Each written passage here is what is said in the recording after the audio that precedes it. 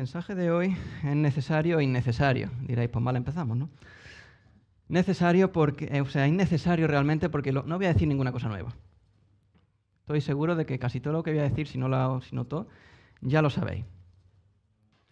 Pero a la vez necesario, para mí al menos es necesario, porque son cosas que me viene bien recordar de vez en cuando, porque si no, se me olvidan.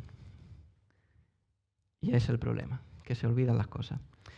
Como nota personal os digo, vamos a un texto que para mí es probablemente mi texto favorito en la Biblia. Se me hace difícil de predicar porque tiene mucho donde escarbar. Y claro, pues en 2 horas y media que vamos a estar, pues hay mucho que va a quedar por ver, pero se va a intentar, ¿vale? Entonces, mira, nos vamos a Isaías 40 y os explico un poco el contexto histórico, ¿vale?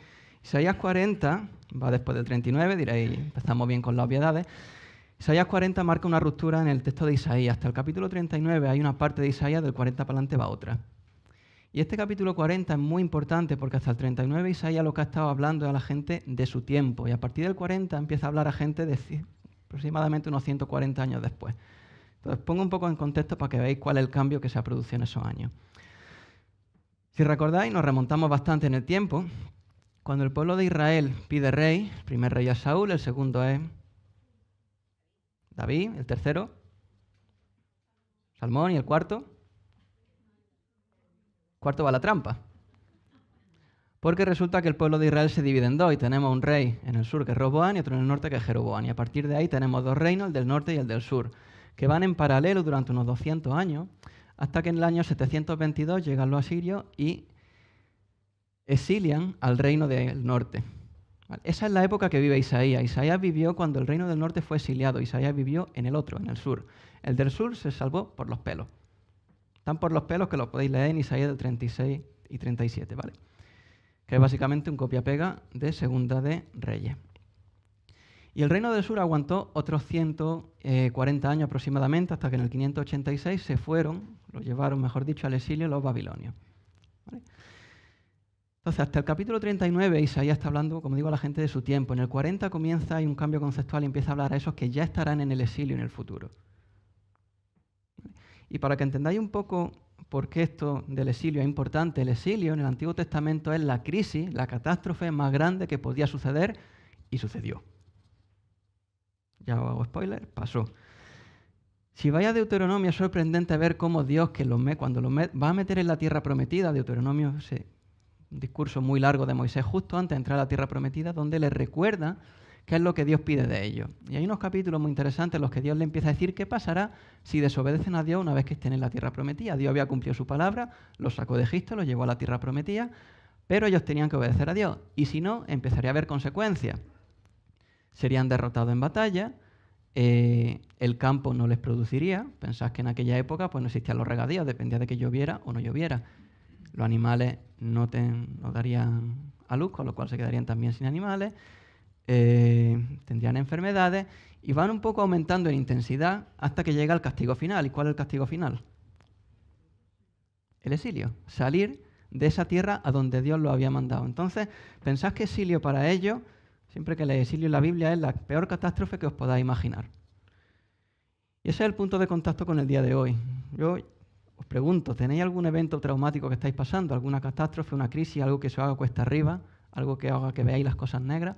Ese es el punto de contacto que vamos a tener con este capítulo. Estoy seguro de que muchos o lo estáis pasando, o lo habéis pasado, o, no quiero ser profeta agorero, pero lo vaya pasado, en la vida es así.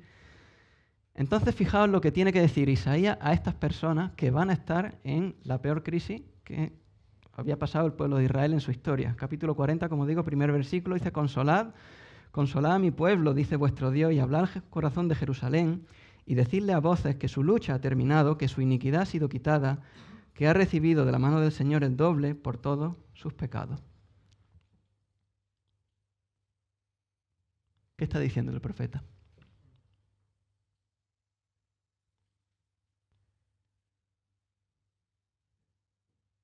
Poneos de nuevo la situación de que vosotros estáis en el exilio, lo estáis pasando muy mal, algunos no tenéis que imaginar mucho, seguro, y veis esto. Es un anuncio de cambio, una esperanza. ¿Cómo empieza Dios diciendo consolad a mi pueblo, hablarle al corazón, hablarle con consuelo, animando, hablarle con cariño, Hablarle para construir, no para destruir. Hago aquí un inciso, ¿no? Las palabras importan, la forma de decirlas también. Podemos construir, podemos destruir cuando hablamos. Parece que no, pero dice Santiago, la lengua es muy, muy peligrosa porque puede hacer cosas muy buenas y cosas muy malas. Puede destruir, podemos destruir cuando decimos la verdad sin amor y podemos llevar la razón, pero no la cargamos en la forma de decirlo. Está el chisme, está la queja, hay tantas formas de destruir, pero también de construir. Dar ánimo, agradecer, consolar, ofrecer ayuda, preguntar cómo está uno. Esto es lo que Dios le está diciendo. Hablarle al corazón de Jerusalén, decirle a voces que su lucha ha terminado, que su iniquidad, su pecado, ha sido quitado, que ha recibido de la mano del Señor el doble por sus pecados. Son buenas noticias. Recordad que se fueron al exilio porque habían desobedecido a Dios. Dios le está diciendo que los perdona, que no va a haber más lucha, que su pecado ha sido quitado, que ya han recibido la paga de su pecado. La figura que usa de la paga doble se usa en los profetas para hablar de que ha habido castigo, a veces también se usa para el consuelo, ¿vale? Y hasta aquí daos cuenta que son buenas noticias. Y son las mismas buenas noticias que nosotros como creyentes tenemos. Porque que nuestro pecado ha sido quitado es el mensaje del Evangelio. Es el mensaje del Evangelio.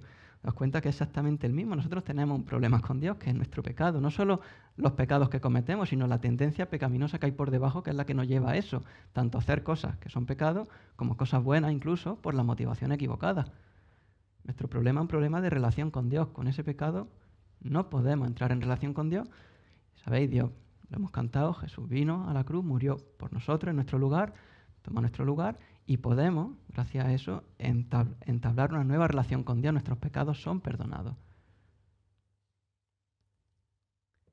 Si todavía no has tenido, no has aceptado este regalo de Dios de entrar en esa relación con Él, hoy puedes hacerlo perfectamente. Nunca es tarde. Bueno, nunca es tarde, todavía no es tarde. Es el Evangelio. Y encontraos que aquí tenéis el Evangelio. Y si eso fuera suficiente, y no me entendáis mal, Isaías acababa aquí. Pero no es suficiente. ¿Por qué no es suficiente? Porque mirad, Dios le está diciendo a gente que lo está pasando muy mal, vuestro pecado ha sido perdonado. Eso es tremendo. No me entendáis mal. Es el principal problema que tenemos en nuestra relación con Dios. Pero ellos seguían en el exilio y seguían con sus problemas. Y vosotros, nosotros, yo me incluyo, cuando estamos en problemas, sabemos que Dios nos ha perdonado y menos mal que nos ha perdonado porque si no la llevábamos, no teníamos ninguna esperanza. Pero aún así seguimos con los problemas. Los problemas no desaparecen por arte de magia. Y Dios sabe que eso no es suficiente y prosigue. Y prosigue. Y prosigue diciendo lo siguiente. Dice que una voz clama. Imaginaos a alguno dando voces. Preparad en el desierto camino al Señor, allanad de la soledad calzada para nuestro Dios, que todo valle se eleve y sea bajado todo monte y collado, que se vuelva llano el terreno escabroso y lo abrupto un ancho valle.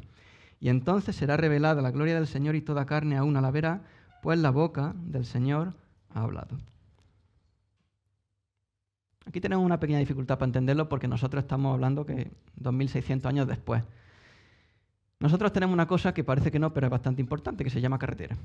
Entonces, si yo voy a Jaén, yo voy por la carretera. Antes de la carretera lo que estaba era el camino viejo, el camino romano, que lo hicieron los romanos, pero los romanos son 600 años después que Isaías, bueno, 600, un poquito menos, pero bastante después haciendo los caminos. En la época de Isaías los caminos eran de tierra. ¿Y qué pasa con los caminos de tierra? Pues que las plantas crecen y te tapan el camino. Era costumbre en la época cuando un dignatario, le hace un rey, un gobernante, iba a ir de visita oficial a según qué sitio, si los caminos no estaban muy transitados, lo primero que mandaba era una cuadrilla de gente a prepararlos, a cortar las plantas que estorbaran, la maleza, hacerlo ancho y a preparar ese camino. ¿Qué es lo que está aquí diciendo Dios? Que se le prepare un camino. Es una figura que en la época se entendería muy bien. Dios, el rey, está diciendo que va a ir a algún lado, por tanto hay que hacerle ese camino, hay que prepararle ese camino. Una aplicación inmediata para nosotros es que está estorbando el camino de Dios hacia nuestras vidas. Puede ser un pecado oculto, puede ser un pecado recurrente, puede ser muchas cosas. Y la contrapartida positiva, ¿cómo le estamos preparando ese camino a Dios para que venga? Tenemos, por seguir con el ejemplo que he puesto antes, problemas con la lengua, el chisme, la falta de agradecimiento, pues justo hacer lo contrario, agradecer, ver lo bueno, hacer ese esfuerzo. Dios está en camino, todavía no he dicho dónde, pero está en camino y fijaos lo que dice. Una voz dijo, clama, versículo 6, volvemos a ver a la persona dando voces. Una voz dijo, clama, y él respondió, ¿qué debo de clamar? Pues que toda carne es hierba y todo su esplendor es como flor del campo. Sécase la hierba, marchítase la flor, cuando el aliento del Señor sopla en ella, y en verdad el pueblo es hierba. Sécase la hierba, marchítase la flor, mas la palabra del Dios nuestro permanece para siempre. Aquí la figura es más fácil de entender, porque todos habéis pasado por el campo y cómo está el campo. Jardín del Edén, básicamente, ¿no? Venía el otro día con Eunice en el coche, iba mirando y decía, vaya secarra. Y digo, ya, pues eso. La hierba se seca, llega el verano y se seca. Aquí y en Israel también. Y esta es la figura que está usando aquí para hablar de una diferencia muy importante entre Dios y nosotros, que es la diferencia en tiempo. Nosotros somos breves, tan breves como la hierba. La hierba sale, brota y a los días está seca. Nosotros tenemos una noción del tiempo muy diferente a Dios. Y fijaos qué figura usa el profeta. Igual que nosotros vemos la hierba, que hoy es y mañana no es, como diría básicamente Jesús también. Dios tiene una visión del tiempo muy diferente a la nuestra. Dios también lo ve las cosas muy diferentes, pero es fiel. Fijaos cómo termina el versículo diciendo que la palabra del Señor permanece para siempre. Lo que Dios dice, lo cumple. Dios es fiel. Es un atributo de Dios. Los atributos es describir a Dios como es Dios, que como veremos es el centro de este pasaje más adelante. Te pregunto, ¿has visto la fidelidad de Dios en tu vida? ¿Una vez o varias? No voy a preguntar no voy a pedir un micrófono abierto porque si no, no salimos de aquí hoy, pero todos hemos experimentado la misericordia de Dios muchas veces en nuestra vida y su fidelidad. Y seguramente también hayáis experimentado en el pasado situaciones en las que no habéis entendido cosas. Y quizás con el tiempo lo hayáis entendido o quizás no. Y así es la vida. Y así es la vida. No tenemos por qué entender el porqué de todo. Es una cosa que nos cuesta. A veces somos limitados. Nos cuesta aceptar que somos limitados. Y es la realidad. Vemos en el libro de Job que hay situaciones muy duras donde igual no entendemos por qué pasan las cosas. Job termina el libro y no termina de quedar claro que Job haya entendido todo. Y qué cosa tan real como nosotros en la vida. Hay cosas que no sabemos por qué pasaron y por más vueltas que le des, pues no las ves. ¿Con qué contamos? Con la garantía de Dios. ¿Con quién es Dios? Con su fidelidad, con saber eso, que lo que Dios promete, pasa. ¿Y qué promete Dios? Versículo 9. Fijaos lo que está anunciando. Dice que súbete a un alto monte, oh Sión, portador de buenas nuevas. Levanta con fuerza tu voz, oh Jerusalén, portadora de buenas nuevas. Levántala, no temas, di a las ciudades de Judá, aquí está vuestro Dios. He aquí el Señor Dios vendrá con poder y su brazo gobernará por él. He aquí con él está su galardón y delante de él su recompensa, y como pastor apacentará su rebaño. En su brazo recogerá los corderos y en su seno los llevará, guiará con cuidado a la recién parida. Aquí se juntan los dos bloques que hemos ido viendo antes. Dios va a algún lado y Dios es fiel. ¿A dónde va? A su pueblo. Dios va a su pueblo. El mensaje que hay aquí, el cambio es que Dios viene a su pueblo, Dios viene a nosotros, aprovechando ese camino que ya le habían construido, que ya le habían despejado, este Dios que es fiel, que su palabra se cumple. Quizás no en el tiempo que nosotros esperamos, pero se cumple. Se aproxima a su pueblo. Estas son buenas noticias. Buenas noticias, literalmente al griego se traduce como evangelio. Estas son las buenas noticias, que Dios viene. Y son las mismas buenas noticias para nosotros. A veces nos quedamos con que lo bueno del evangelio, lo bueno de que Jesús nos salve, es el perdón de pecados. Eso es quedarnos con el regalo y no con el dador. Lo bueno es que tenemos una relación posible con Dios. Como si te da un regalo a un chiquillo, el chiquillo se centra en el regalo y tú dices, hombre, pero dale con mínimo un besico al que te lo ha dado, ¿no? Es un poco esa mentalidad de te obsesionas con el regalo y no ves al dador. El evangelio es exactamente igual. Daos cuenta que la buena noticia aquí en Isaías está bastante clara. Es que Dios viene. Es que Dios viene a su pueblo. Además se destacan varias cosas de Dios. Se destaca su poder. Cuando habla del versículo 10, el brazo del Señor, es una figura que se usa en Isaías para hablar del poder de Dios. Cuando veis en Isaías hablar del brazo, de la mano de Dios, lo cambiáis por el poder de Dios y es lo que se está hablando. Está hablando de que Dios es fuerte, es poderoso. Pero no solo eso, también viene dando recompensas y dando recompensas con mucho cuidado. Fijaos qué figura más bonita habla de que como un pastor apacentará su rebaño. Cuando habla de pastor, ¿a quién se viene a la mente en el Antiguo Testamento? David. ¿Y qué salmo se viene a la mente?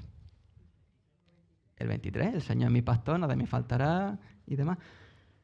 Fijaos, versículo 11 dice que como pastor apacentará su rebaño en sus brazos, recogerá a los corderos en su seno, los llevará, guiará con cuidado a las recién paridas. O sea, los que necesitan ese cuidado, recibirán ese cuidado de Dios. Como diría Isaías más para adelante, no se ha cortado el brazo del Señor, Dios no es menos poderoso. Cuando estamos en problemas, a veces parece que vemos esa situación así, que parece que Dios pues, no puede intervenir, esto se le escapa, o no quiere intervenir, pero no. Puede intervenir y quiere intervenir, sigue queriendo cuidar a su pueblo. El problema, como digo, una situación de dolor, dudamos del poder de Dios, de su cuidado. Y el pueblo de Israel seguramente lo haría también. Porque, os recuerdo de nuevo, estaban en el exilio, a miles de kilómetros de su hogar, en una tierra extraña. He dicho, la catástrofe paradigmática del Antiguo Testamento era la que estaban viviendo los destinatarios de esto. ¿Qué pensáis que necesitan escuchar? Estas personas que piensan que Dios no está con ellos, que Dios los ha abandonado, o que les puede decir estas cosas ¿y qué? ¿Qué pensáis que necesitarían esas personas?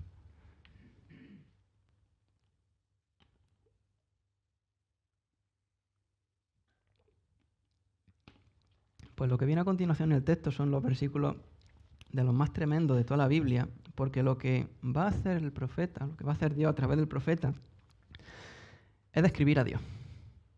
Es recordarles quién es Dios. Y lo va a hacer de una forma tan tremenda, porque que ahora veréis, en situaciones de crisis, de trauma, como digo, de problemas, las circunstancias nos agobian, hay visión de túnel, empiezan a no ver bien las cosas, se te acumulan los problemas, porque encima el problema llama problema. Piensas que todo eso excede a Dios, o al menos tú lo percibes tal cual. Eso es lo que verían los judíos en el exilio, eso es lo que ve una persona que tiene problemas. No es una gran novedad. Pero lo que va a enfatizar Isaías, como digo, es que Dios es incomparable, es grande sin medida, es mucho más grande que cualquier problema que estén afrontando, incluido el exilio. Incluido el exilio. Que como digo, el problema, la catástrofe más grande que podían imaginarse en el Antiguo Testamento.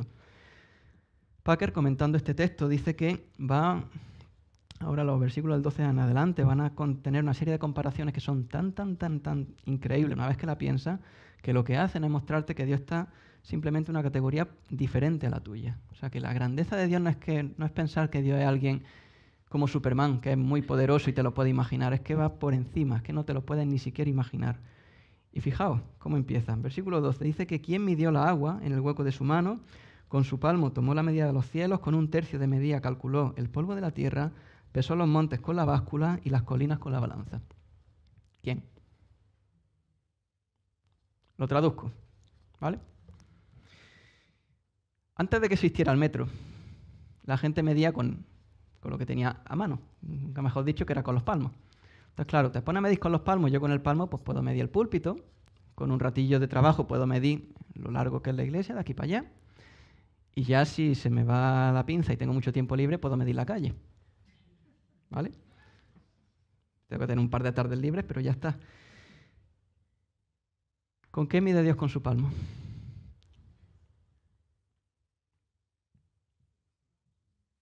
El cielo. Inabarcable. Dice que midió las aguas con el hueco de su mano. Yo tengo la mano medio grande. Entonces, si yo me pongo a hacer así para llenar una cuba de agua, pues de nuevo, si después de haber medido la calle ya me sigue sobrando tiempo, pues pongo a llenar una cuba. ¿Quién se le ocurre llenar una piscina así? Nadie diría, y eso es absurdo.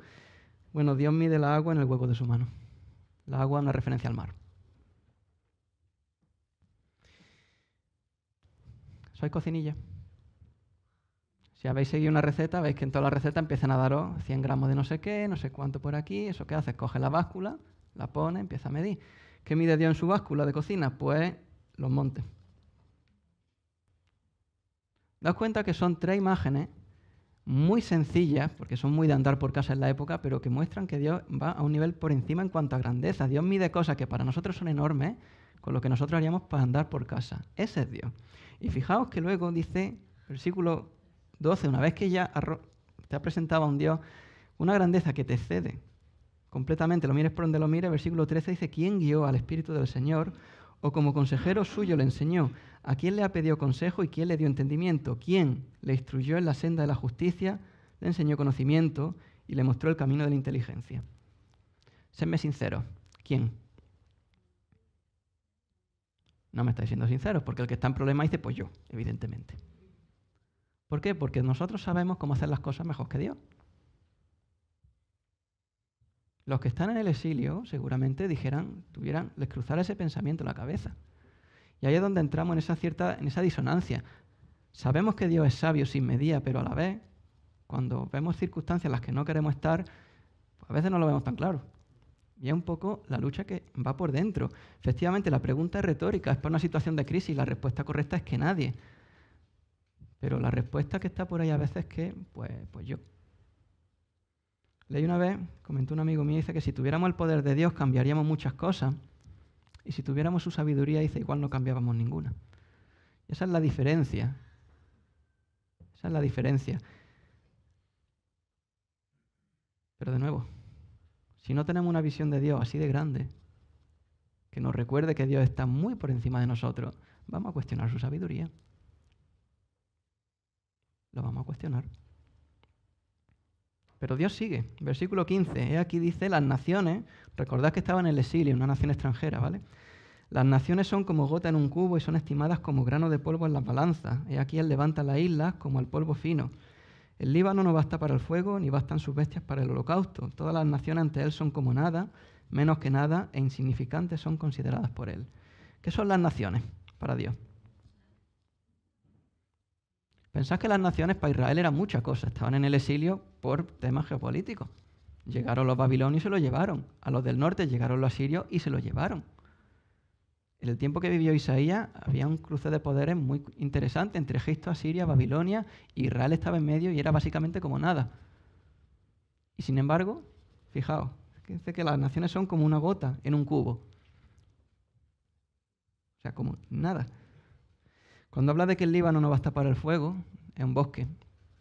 Lo que está diciendo es que Dios es tan grande que un sacrificio digno de Dios sería insuficiente con meterle fuego a un bosque con los animales. Así de grande es Dios. Y vuelve, versículo 17, diciendo que todas las naciones ante él son como nada, menos que nada, insignificantes. Aquí Dios parece andaluz, te lo repite 3 veces, nada, menos que nada, insignificante. ¿Te ha enterado? ¿Te ha quedado claro? Ese es Dios. Lo que le está diciendo para vosotros que estáis en el exilio y que pensáis que vuestro problema es que una nación es más fuerte que vosotros, Dios es mucho más fuerte que esa nación o cualquier otra. ¿Os cuenta cómo Dios le está hablando a aquello que a ellos se le hace grande? Te animo a que hagas tú lo mismo. ¿Cuál es tu nación? ¿O qué es lo que a ti te trae por el camino de la amargura? Pues Dios está por encima. 18. ¿A qué asemejaréis a Dios o qué semejanza o con qué semejanza le compararéis? ¿Qué vamos a comparar a Dios después de ver todo lo que hemos dicho? A nada. Y sin embargo, fijaos, el artífice funde el ídolo, el orfebre lo recubre de oro y el platero le hace cadenas de plata. Que es muy pobre para esa ofrenda, escoge un árbol que no se pudra, se busca un artífice para erigir un ídolo que no se tambalee. Pues sí, a Dios no lo podemos comparar con nada, pero será por falsos dioses. Y nosotros en el día de hoy igual no tenemos una figura tallada en casa, como tienen en la época, que es lo que está haciendo aquí Isaías, está ridiculizando la competencia de Dios. ¿Cómo va a poder un pedazo de madera competir con el Dios que estamos describiendo? Pero nosotros tenemos otros falsos dioses también, ¿eh? Puede ser el dinero, puede ser el estar ocupado, puede ser nuestra fama, el orgullo, los likes del Instagram. ¿Qué ocupa tus prioridades en tu vida? Ese es tu Dios, en definitiva. ¿Qué desplaza a Dios? Porque una vez que lo compares con Dios se va a ver igual de ridículo.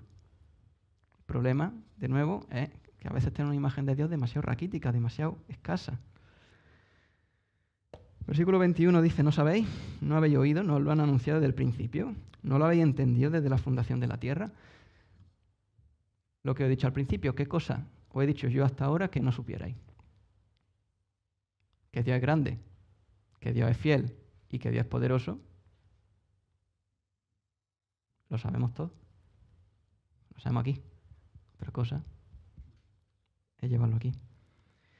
Las preguntas son retóricas, por supuesto que lo hemos oído, por supuesto que lo hemos leído, pero lo que he dicho al principio, es importante recordarlo. Es importante recordarlo porque tendemos a olvidar las cosas. Igual que he dicho antes que recordarais cuando Dios ha sido fiel, es importante recordarlo. Tenemos muy mala memoria. Si leéis el libro de Deuteronomio es muy curioso, subrayad todas las veces que Dios les dice recuerda. Acordaos, recordad, poned en vuestro corazón, no olvidéis. Lo dice un montón de veces. ¿Por qué? Porque nos olvidamos de las cosas. Porque empequeñecemos a Dios, porque nuestra confianza y nuestra relación con Dios, como cualquier otra relación, con el tiempo se puede ir erosionando. O poco a poco, o mucho a mucho. Por eso nos viene bien recordar de quién estamos hablando. Por si acaso no te has enterado, Dios sigue, ¿vale? Versículo 22. Dios, Él es el que reduce a la nada a los gobernantes, hace insignificante a los jueces de la tierra. Apenas han sido plantados, apenas han sido sembrados, apenas ha arraigado en la tierra su tallo, cuando Él sopla sobre ellos y se secan, cuando Él sopla sobre ellos se secan, y la tempestad como hojarasca se los lleva. ¿A qué está comparándose ahora Dios? A las personas poderosas. De nuevo en el exilio, pensad que los que estaban sometidos por gente a la que le ponían cara. Gente concreta, gente que tenía poder sobre ellos, los que mandaban. Pensad en el Éxodo, ¿quién mandaba sobre los esclavos? Era Faraón, y si Faraón decía, tenéis que hacerme el doble de ladrillos sin que os dé los materiales, pues tenían que hacer el doble de ladrillos sin ver los materiales. Desde el punto de vista del que lo está sufriendo, ese se le hace a alguien muy poderoso. ¿Qué dice Dios? Que lo reduce a la nada. Y luego coge una metáfora de la agricultura. Nada más ha sido plantado, nada más lo ha sembrado, Dios sopla y se seca. Ese es Dios. Dios es quien quita y quien pone a los poderosos. Los que tengáis un jefe un poco tirano en el trabajo, seguramente esto lo podéis relacionar. Pero eso, de nuevo, es la misma idea de antes. ¿Qué es lo que a ti te estorba en tu vida? ¿Qué es lo que te causa tus problemas? Dios está muy por encima. Muy por encima. Fijaos, versículo 25 voy a hacer trabajar. ¿Cuál es la diferencia entre el 25 y el 18? 25 dice, ¿a quién me haréis semejante para que yo sea su igual? Dice el santo. El 18, más o menos igual. ¿Cuál es la diferencia? Un poquito sutil, ¿eh? No es fácil.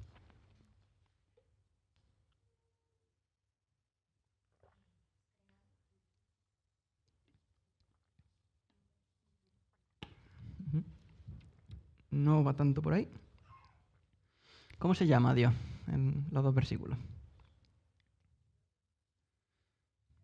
El 18 es Dios y en el otro es santo. ¿Por qué es importante esto del santo? Porque para Isaías, cuando estáis leyendo Isaías, igual que he dicho antes lo del brazo, para que lo tengáis en cuenta, cada vez que aparece el santo como nombre en Isaías, es el nombre más, me faltan palabras, más sublime, más supremo que Isaías tiene para Dios. ¿Recordáis cómo Isaías fue llamado en la visión de Isaías 6? ¿Qué decían los ángeles? Santo, santo, santo. Isaías es alguien que se quedó muy, muy, muy marcado por la santidad de Dios. Lo vais a ver en su libro y cada vez que aparece santo es importante. Aquí está repitiendo el versículo 18, pero para el que ha ido leyendo ya el libro de Isaías sabe que no es un cualquiera de quien estamos hablando, que Isaías realmente está cerrando el círculo y diciendo no hay nadie ni nada, había ni por haber, que esté por encima de Dios. Nada. Pero por si no te ha quedado claro, versículo 26. Alzad a lo alto vuestros ojos, de noche, es lo que no está puesto, ¿vale? Y ves quién ha creado estos astros. El que lo hace salir en orden a su ejército, a todos llama por su nombre. Por la grandeza de su fuerza y la fortaleza de su poder no falta ni uno. Es lo mismo que hace Dios en Job. Cuando Job, después de todas las intervenciones que hay, le toca el momento a Dios de intervenir, ¿qué hace Dios? Empieza a poner ejemplos en la naturaleza. Y se pasa 4 capítulos explicándole a Job lo grande que él es en base a cosas que Job podía ver de la naturaleza. Aquí es solo un versículo. Isaías es más el resumen. El bueno para poner el Instagram porque te cabe. Pero eso, Dios conoce y llama a todas las estrellas. ¿A quién se le comparará a Dios? Dios no tiene igual, no tiene quien se le compare. Y ese es el centro del pasaje. Pero todavía hay más, porque el pasaje no termina en el 26, sigue para adelante.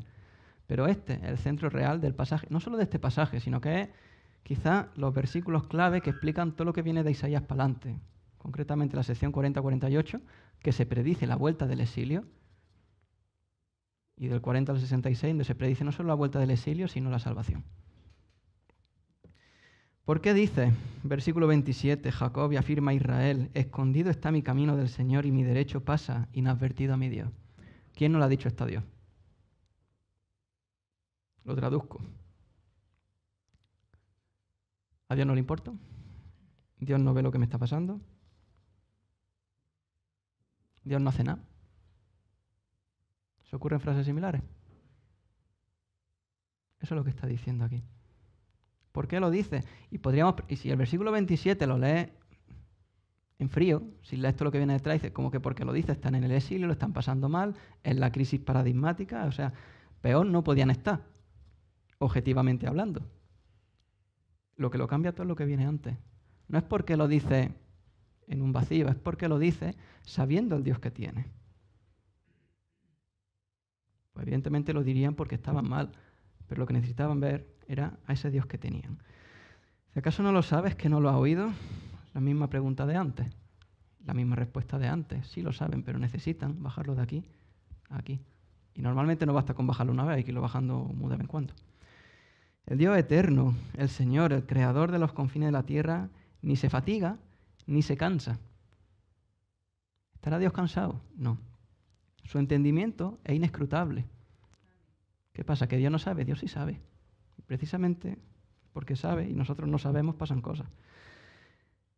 Él da fuerza al fatigado, al que no tiene fuerza aumenta el vigor. Aún los muchachos se fatigan y se cansan, los jóvenes tropiezan y vacilan, pero los que esperan en el Señor renovarán su fuerza, se remontarán con alas como las águilas, correrán y no se cansarán, caminarán y no se fatigarán. La queja de Israel nos podemos identificar perfectamente con ella seguramente muchas veces. Yo concretamente cada vez que paso por un problema medio serio, pues me veo ahí. La respuesta sigue siendo la misma que hace 2600 años. Mira a Dios. Mira a Dios. Dios no desconoce la realidad que atraviesa, lo sabe, es sabio.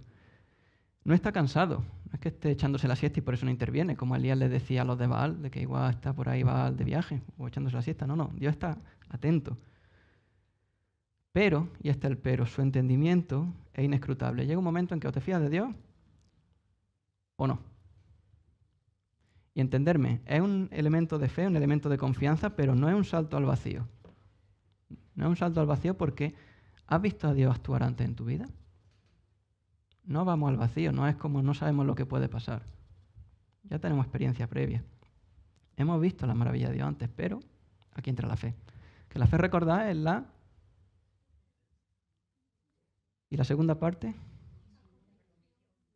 de lo que no se ve. La convicción de lo que no se ve. Si lo viera, ya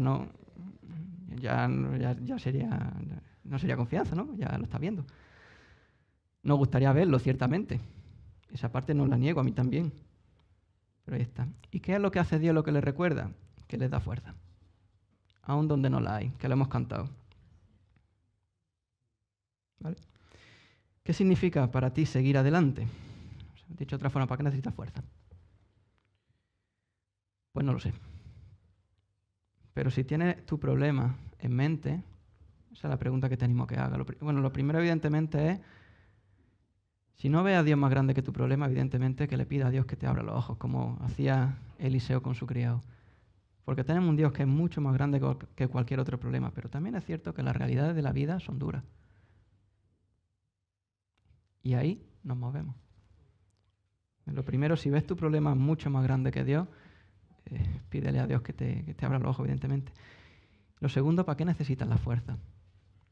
Puede ser para muchas cosas. Puede ser que tenga el camino, siguiendo con la metáfora de antes, el camino obstruido, pues haya que afrontar un pecado, pedir perdón, haya que cambiar algo, o no. ¿A qué te llama Dios? La clave, en definitiva, es tener claro quién es Dios y los demás cae por su peso. Dios es soberano, todo lo puede hacer. Dios es bueno, quiere hacer las cosas bien. Dios te ama, Dios es amor. No son palabras vacías. Pero Dios no ve las cosas como nosotros. A veces nos gustaría que Dios viera las cosas como nosotros las vemos y es una forma de limitar a Dios. Dios es mucho más sabio. No significa que a ti te tenga abandonado. No es eso. Significa que Dios ve las cosas desde otro plano. Eso nos desgasta. Sí. Y ahí entra la fe también, la confianza en este Dios que es ilimitado y que es ilimitable. A veces, como digo, lo que nos estorba es un pecado nuestro, a veces no. Entonces lo que necesitas simplemente es tener fuerzas para florecer donde estás plantado. Pues pídele a Dios fuerzas para eso, para florecer donde estás plantado. ¿Cómo puedes tú honrar a Dios allí donde estás? La historia del cristianismo está llena de gente que hizo pequeñas cosas en pequeños lugares y tuvo resultados tremendos. ¿Por qué? Porque florecieron donde estaban plantados. Ese es nuestro Dios. La clave, en definitiva, si os tenéis que quedar con una cosa de hoy, es que mira al Dios este que es ilimitado e ilimitable, que además es tu Padre. Míralo. No me entendáis mal, los problemas no os van a desaparecer. El exilio no desapareció por arte de magia. Fue bastante años. No va a ser fácil, va a haber dificultad, probablemente bastante dolor. Si os dijera lo contrario, engaño. Eso no es lo que dice la Biblia. Pero mira al Dios que tenéis por delante. Y ahora voy a hacer una cosa, que, bueno, dos pequeños detallillos. Mientras estábamos cantando, me llamó la atención porque las canciones, no sé quién la ha elegido, pero vamos, si hubiera leído lo que iba a predicar, lo hubiera elegido las mismas. Porque cantar grande eres tú, o sendas Dios ahora donde piensas que no hay, es tal cual lo que Dios nos está recordando aquí. Voy a hacer un pequeño detalle para concluir. Esto, no se lo diga, esto técnicamente no es muy correcto, que me voy a saltar unos cuantos versículos y voy a leer uno, ¿vale? Que es el 41:10. Porque creo que resume muy bien lo que viene. Como digo, todos los capítulos de Isaías 40 en adelante se cimentan en estos versículos que hemos visto de quién es el Dios que está hablando. El Dios que puede hacer cosas que están muy por encima de lo que podemos ni siquiera llegarnos a imaginar. 40 al 48 volverán del exilio. 40 al 55 49 al 55 aparece la salvación. 56 al 66 aparece una nueva esperanza en el más allá. Todo eso lo hace este Dios. Y este Dios no solo nos manda y nos da fuerza, sino que además viene con nosotros. 41:10. No temas porque yo estoy contigo, no te desalientes porque yo soy tu Dios. Te fortaleceré, ciertamente te ayudaré y te sostendré con la diestra de mi justicia. ¿Quién te lo está diciendo? Este Dios que hemos visto antes. Eso es lo que le da la fuerza al versículo. Si yo te digo no temas porque yo estoy contigo, dirás, pues bueno, según para qué cosa. ¿Qué te lo dice Dios? Así que me gustaría que pasáramos ahora un momento en que cada uno podamos traer ante Dios eso, vuestros problemas, vuestras situaciones. Sé que tenéis muchas, sé que algunas son muy duras y no quiero que esto suene como remedio fácil, no un remedio fácil. Pero sí que es cierto que la Biblia nos muestra que tenemos un Dios que supera cualquier cosa. La vuelta del exilio no fue algo fácil, pero Dios la cumplió. En tu situación, en lo que sea, en tu dificultad, la pregunta realmente es, mira a Dios, ¿qué límite le estás poniendo a Dios? ¿Qué es lo que Dios quiere o para qué tienes que usar esas fuerzas que Dios te promete aquí? ¿Qué si os parece? Estamos un ratillo pensando.